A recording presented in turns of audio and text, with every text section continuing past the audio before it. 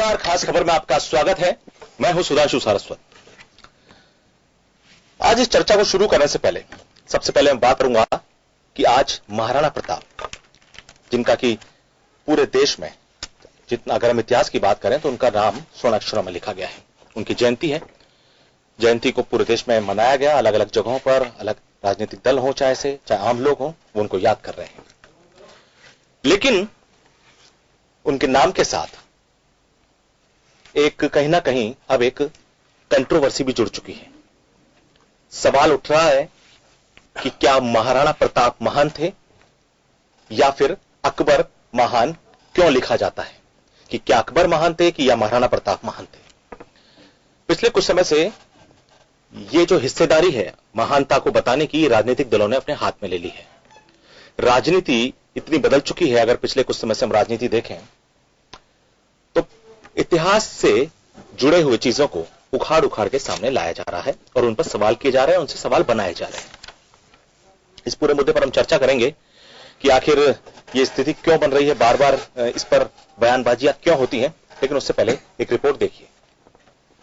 राजस्थान के पाठ्यक्रम में महाराणा प्रताप और अकबर को लेकर पैदा हुआ विवाद महाराणा प्रताप जयंती के अवसर पर फिर से सुलगता दिखाई दे रहा है। महाराणा प्रताप की जयंती के मौके पर भाजपा के प्रदेशाध्यक्ष मदन लाल सैनी ने मुगल सम्राट अकबर को चरित्रहीन बताया। सैनी ने कहा कि अकबर का मीना बाजार था, जो कि कुकृत्यों के लिए बदनाम था।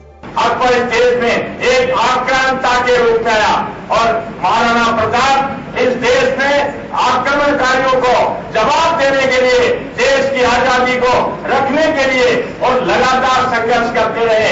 और कंपेरिजन करना है तो फिर कंपेरिजन इस बात का करो कि किरण देवी ने जब छाती पर चढ़कर मीना बाजार में और कगार लगाई थी अकबर के सीने पर, उस समय भीख मांगी थी अकबर ने कि मुझे छोड़ दो।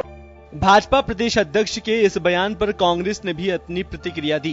कांग्रेस की प्रदेश उपाध्यक्ष अर्चना शर्मा ने कहा कि भाजपा को समाज में द्वेष फैलाने वाली बातें नहीं करनी चाहिए। इनका एक तरीका है बीजेपी का, जिसमें कि ऐसी बातें करके और भ्रम फैला करके और विघटन की राजनीति की जाती है। तो मुझे लगता है कि वो बहुत वरिष्ठ हैं, उनको ऐसी चीज़ों से परहेज करना चाहिए, ताकि ऐसी बातें जिससे कि समाज में द्वेष फैले, उन चीज़ों को किसी प्रकार से भी प्रमोट नहीं किया जाए। देश में अब तक पाठ्यक्रमों में इतिहास की किताबों में महाराणा प्रताप और अकबर दोनों का उल्लेख रहा है। किताबें कहीं भी हिंदू और मुस्लिम विवाद से जोड़कर नहीं लिखी गई। इस लड़ाई को राज्यों की लड़ाई के तौर पर देखा गया। लेकिन 2019 में महाराणा प्रताप और अकबर में से कौन महान है, इस पर वाद साफ तौर पर राजनीतिक है और इसे केवल और केवल राजनीति चमकाने के लिए प्रयोग में लाया जा रहा है। ब्यूरो रिपोर्ट, जन टीवी न्यूज। कांग्रेस सरकार आने के बाद राजस्थान में पाठ्यक्रम को लेकर जो सियासत शुरू हुई, उसके बाद से ही महाराणा प्रताप और अकबर पर अब सियासत चल रही है। सवाल किया जा रहा है कि अगर महाराणा प्रताप महान थे कि अकबर महान थे। सवाल ये उठता है कि आखिर अब 2019 में 16वीं सदी में जो युद्ध हुआ हल्दी घाटी का, 16वीं सदी में ये पूरा घटनाक्रम हुआ और उसकी बात हम 2019 में इस बात पर चर्चा करते हैं कि कौन सा जो सम्राट था, कौन सा शासक महान था। इस मेरे साथ इस चर्चा में बीजेपी से वीरेंद्र शर्मा जी हैं। जी नमस्कार। वरिष्ठ पत्रकार उमेंद्र दाजी साहब हैं मेरे साथ और वरिष्ठ सामाजिक कार्यकर्ता कोमल श्रीवास्तव जी मेरे साथ हैं। सबसे पहले मैं वीरेंद्र जी आपके पास आना चाहूंगा। मदन लाल सैनी जी का बयान, मैं मदन लाल सैनी जी का बयान चूंकि आज नया नया है इसलिए उनके बयान पे कह रहे हैं। योगी आदित्यनाथ हो, राजनाथ सिंह हो, महाराणा प्रताप महान थे, इसमें कोई दो राय नहीं है। हमने खुद बचपन से लेके जो आज की जो पीढ़ी है वो या जो पीढ़ी अभी है वो भी पढ़ती आई है कि महाराणा प्रताप ने युद्ध लड़ा, कितनी वीरता के साथ, चेतक घोड़े का क्या रोल रहा, सबको पता है कि महाराणा प्रताप महान थे। लेकिन अब आज जो उन्होंने बयान दिया मदन लाल सैनी जी ने कि अकबर चरित्रहीन शासक थे, और पहले भी भाजपा इस बारे में बयान देती आई है कि अकबर को लेकर भाजपा जिस तरह से जो सम्राट अकबर थे उनको लेकर, आखिर ये बयान देने की जरूरत 2019 में बार बार क्यों पड़ती है आप लोगों को? जी देखिए, क्या ये पॉलिटिकल एजेंडा है कोई? जिस प्रकार से हमारे प्रदेशाध्यक्ष जी ने जो कहा कि अकबर चरित्रहीन थे, उन्होंने इतिहास पर ही प्रकाश डाला है और अकबर की चरित्रहीनता अगर आप इतिहास पढ़ेंगे तो आपको भी पता चलेगी। मैं समझता हूं जिस प्रकार से कुछ इतिहासकारों ने अकबर को महान बनाया था, उन्हें कुछ विषय ऐसे हैं जिन्हें समझ लेना चाहिए और अगर उन विषयों को समझ लिया जाएगा तो जिस प्रकार से भारतीय जनता पार्टी के प्रदेशाध्यक्ष जी ने अकबर के लिए चरित्रहीन शब्द का प्रयोग किया वह सही उन्हें लगेगा, क्योंकि आप देखेंगे कि अकबर के शासन काल में कुछ इस प्रकार के रिवाज थे जिनसे यह स्पष्ट होता है कि अकबर केवल चरित्रहीन नहीं, वह आतताई भी था, वह महिला विरोधी था, वह हिंदू धर्म विरोधी भी था। खुदारोज उसके समय एक परंपरा थी जिसके माध्यम से प्रमोद दिवस मनाया जाता था, जहां पे उनकी प्रजा को आदेश देता था अकबर कि वो नग्न प्रदर्शन करें। दूसरा विषय, एक जगह बनाई गई थी हरम, जहां पे महिलाओं का अपहरण करके लाया जाता था और फिर उनका किस प्रकार से प्रयोग होता था, यह पूरा इतिहास भरा पड़ा है। कुछ इसी प्रकार के अलग अलग विषय आप देखेंगे, इतिहास देखेंगे तो आपको पता चलेगा कि अकबर वास्तविकता में चरित्रहीन था, महिला विरोधी था, और जिस प्रकार से मीना बाजार की घटनाएं थी वह दिखा रही है अकबर के चरित्रहीन मैं ये जानना चाहता हूं, इससे पहले बीजेपी की यहां सरकार थी, बीजेपी की सरकार जब 5 साल जो बीजेपी की सरकार आई, ठीक है, उसमें महाराणा प्रताप तो महान थे, महाराणा प्रताप एक प्रतापी शासक थे, इसमें कोई जो अपने नाम के अनुरूप उनका चरित्र भी था, वो अपने नाम के अनुरूप प्रतापी थे, एक वीरता उनमें भरी हुई थी, कूट कूट कर अपनी जो राज्य था उसके लिए उन्होंने पूरी रक्षा में अपने प्राण गंवा दिए, प्राण न्यौछावर कर दिए, इसमें कोई शक नहीं है।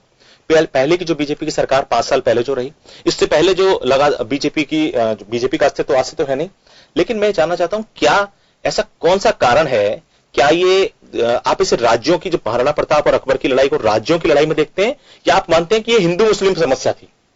ये देखिए दोनों ही नहीं है, ये सिर्फ अपने इतिहास को सही रूप में प्रस्तुत करने का एक, तो पहले के इतिहासकारों ने गलत लिखा, अगर अकबर महान कहेंगे तो वो गलत है।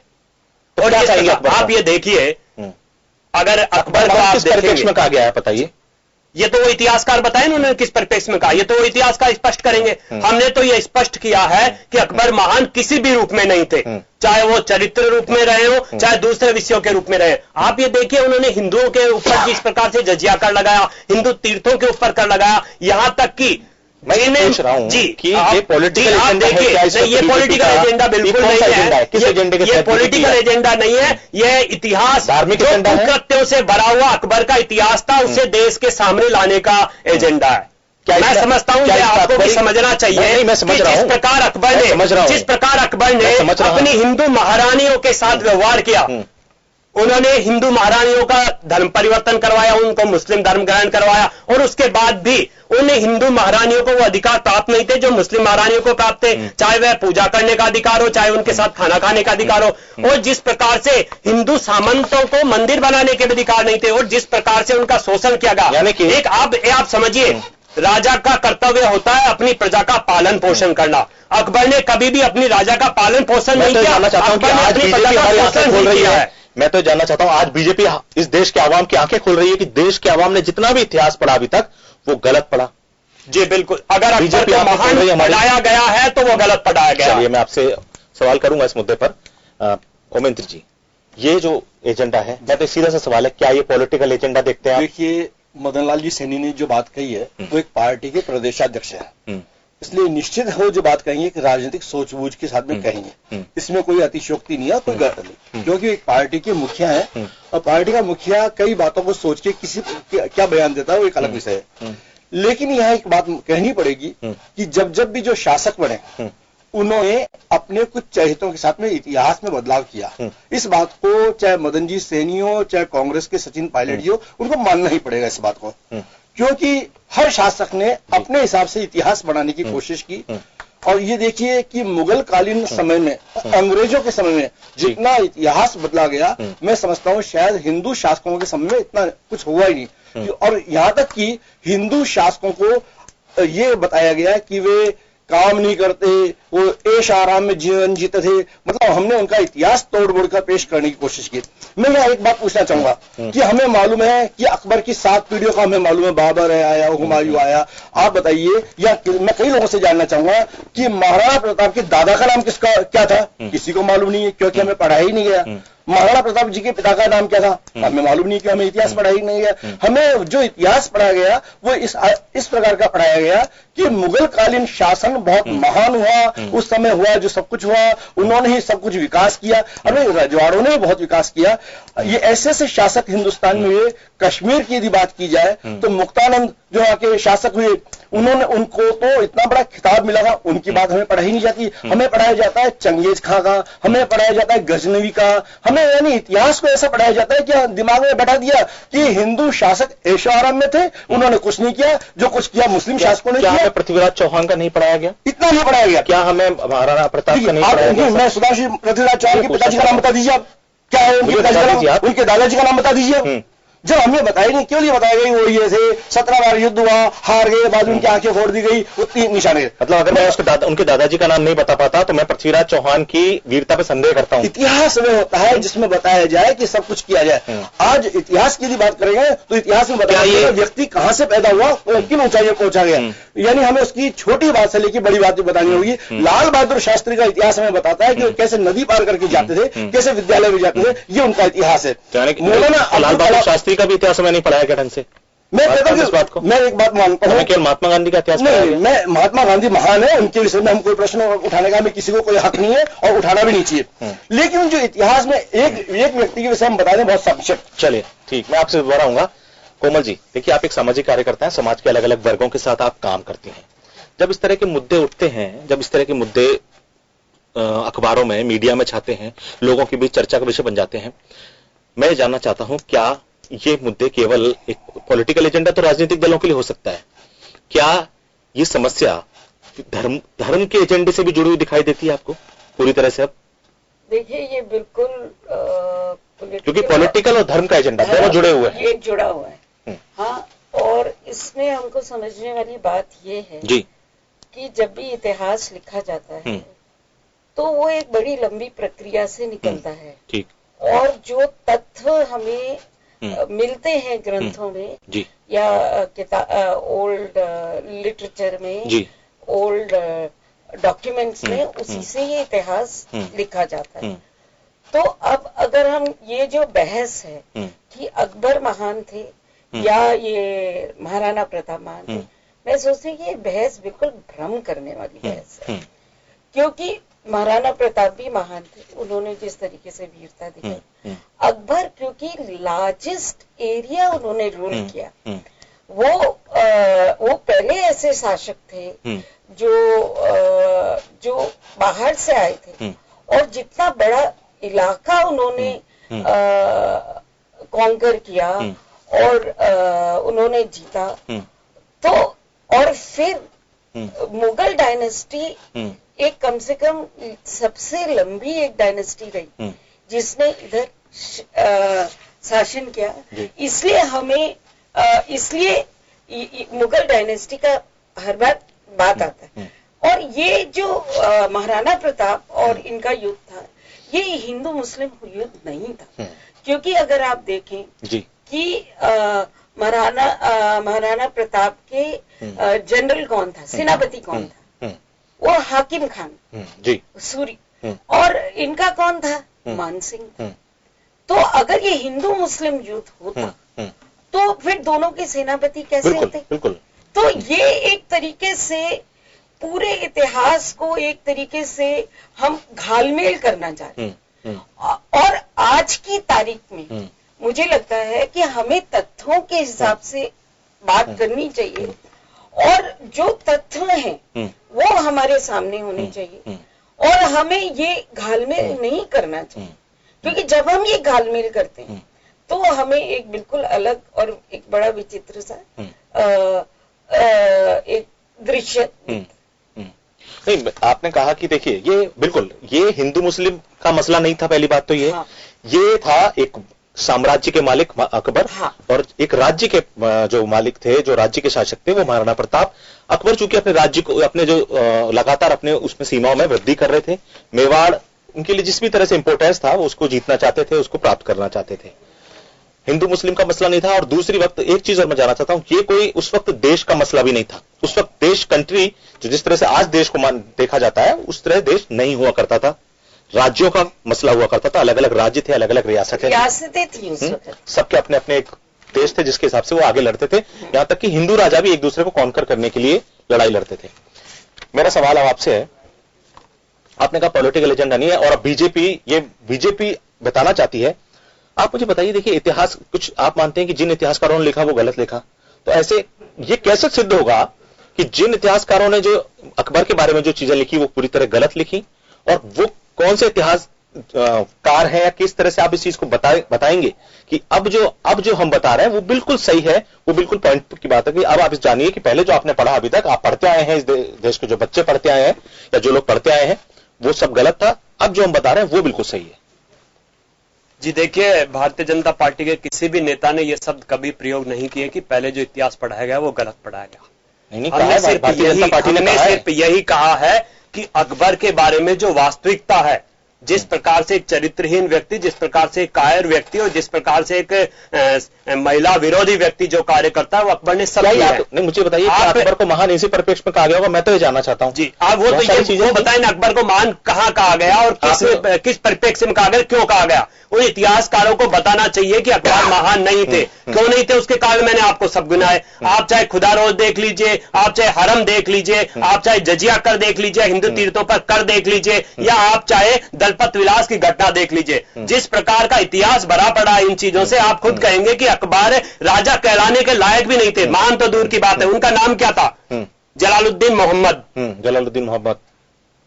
अकबर उनके आगे सिर्फ इसलिए लगाया गया क्योंकि अकबर अरबी भाषा में महान शब्द को अकबर कहा जाता है। तो हमारे इतिहासकारों ने केवल अकबर महान ही हमें क्यों पढ़ाया? उनका पूरा नाम पढ़ाते जलालुद्दीन मोहम्मद, क्यों नहीं पढ़ाया? तो कई सारे ऐसे विषय हैं, जिस प्रकार के विषय हैं, खुदारोज के बारे में हमें क्यों नहीं पढ़ाया गया? हमें सिर्फ ये पढ़ा दिया गया कि दीन इलाही उन्होंने चलाया। हमें क्यों नहीं पढ़ाया गया कि उन्होंने एक हरम भी बना रखा था? मीना बाजार में जिस प्रकार की कुकृत्य होती थी, कुकृत्य होते थे, वो हमें क्यों नहीं पढ़ाए गए? अकबर, मैं समझता हूं अगर वो सभी विषय पढ़ाए जाते तो आज आप भी यह नहीं बोलते कि अकबर को महान क्यों नहीं बताया जा सकता। अकबर को महान इसलिए नहीं बोला जा सकता क्योंकि उनके जो कुकृत्य थे, उनकी जिस प्रकार के शासन था, वह सिर्फ और सिर्फ शोषण और महिलाओं के विरोधी था। क्या ये सोच अकबर के ऊपर लागू थी या पूरे मुगल डायनेस्टी पर आप सोचते हैं बीजेपी की? जी देखिए, अगर आप अगर इतिहास देखेंगे, आप अगर इतिहास देखेंगे तो पूरा मुगल काल, आप अगर इतिहास देखेंगे तो पूरा मुगल काल आपताइयों से भरा पड़ा है और इस प्रकार की घटनाओं से भरा पड़ा है, जहां पे हिंदुओं का जिस प्रकार से शोषण हुआ था, वह पूरा इतिहास गवाह इस बात का। जिस लाल किले से प्रधानमंत्री भाषण देते हैं, जिस लाल किले पे हम तिरंगा फहराते हैं, वो लाल किला जिसपे खड़े होकर हम 15 अगस्त का भाषण प्रधानमंत्री देते हैं, वो भी मुगल शासक ने बनाया है। वो भी तो उनकी पहचान है, उन मुगल शासक के द्वारा बनाई गई पहचान है ना। आप कहना क्या चाह रहे हैं? मैं कहना ही चाह रहा हूं कि आप बात कर रहे हैं ना, आपने कहा कि मुगल डायनेस्टी को आप जिस तरह मैंने पूछा आपसे सवाल, तो मैंने आपसे कहा कि जिस लाल किले से प्रधानमंत्री जो भी बनते हैं, जिस शासन काल में जो प्रधानमंत्री होते हैं वो भाषण देते हैं, तो क्या वो भी एक आतंक की मिसाल होगा कि अत्याचार की मिसाल होगा, क्या होगा? और जिस प्रकार से उस लाल किले का निर्माण करवाया गया था, अगर आप इतिहास देखेंगे तो काफी विषय हैं जो आप भी समझ जाएंगे। और मैं समझता हूं कि जिस प्रकार से हिंदू राजाओं के जो इतिहास देखेंगे, मसला देखा है पूरी तरह से? जी बिल्कुल नहीं। यह कि हिंदू मुस्लिम में मसला नहीं है, यह सिर्फ एक समझ का मसला है जो हमें समझना पड़ेगा कि अकबर के कुकृत्य क्या थे।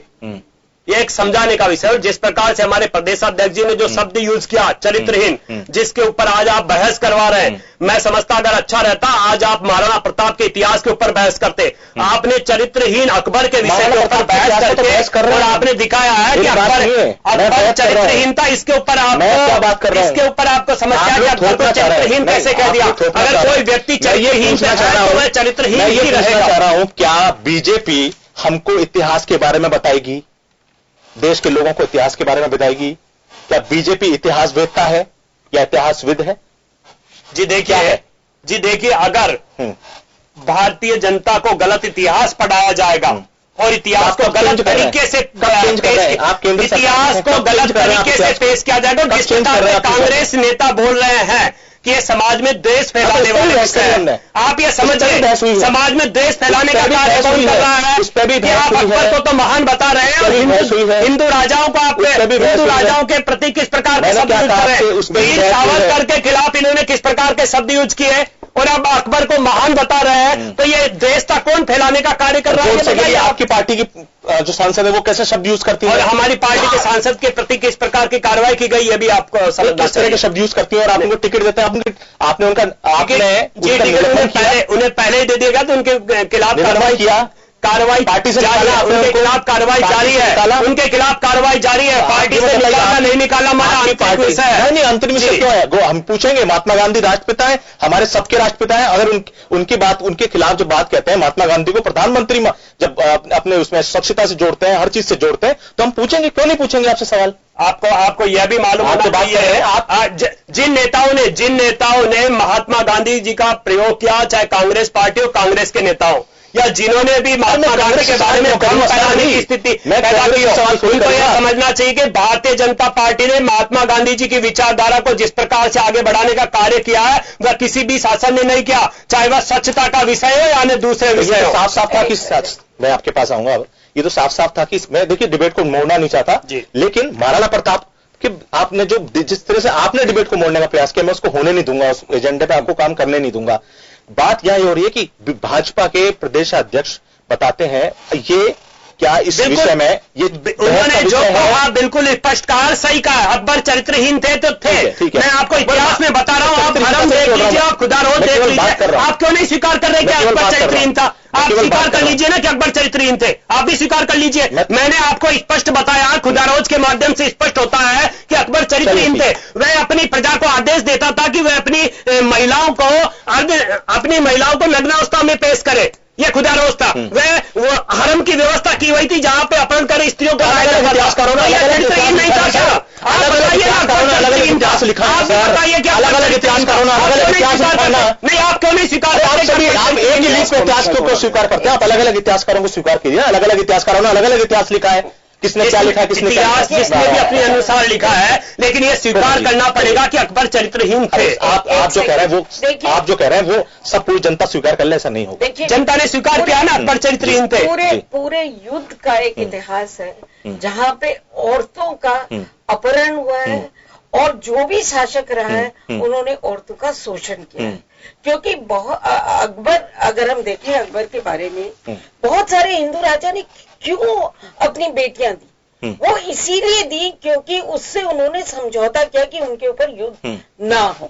तो औरतों को एक तरीके से वस्तु माना गया है पूरे इतिहास में, औरतों को वो स्थान ही नहीं मिला है।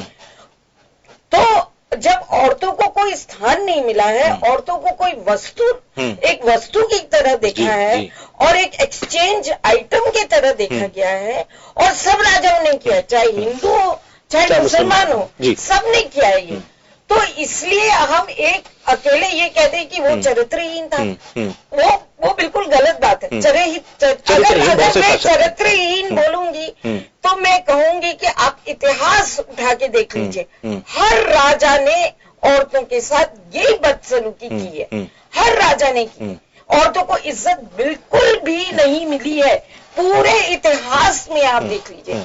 तो इसलिए हम एक कोई पॉलिटिकल एजेंडा बनाए और हम एक ये चीज कहें, ये बिल्कुल स्वीकार्य नहीं है। अकबर ने जो बहुत अच्छे काम किए औरतों के साथ, तो मैं सोचती हूँ कि सारे राजाओं ने ऐसे किया, और औरतों का जो एक पूरा शोषण से विरुद्ध आंदोलन जो शुरू हुआ आज से 100 साल पहले का ही है। जब से हम मानते हैं कि विमेन्स डे सेलिब्रेट हुआ, औरतों ने अपने संघर्ष किए, उसके बाद औरतों का इतिहास आगे आता है। उससे पहले औरतों के इतिहास की कोई बात ही नहीं करता है। मोमेंद्र जी, मैं आपसे, मोमेंद्र जी देखिए, ये बहस जो है, केवल मुद्दा ये नहीं कि महाराणा प्रताप महान नहीं थे, कि महाराणा प्रताप को महान नहीं माना जा रहा है, ऐसा नहीं है।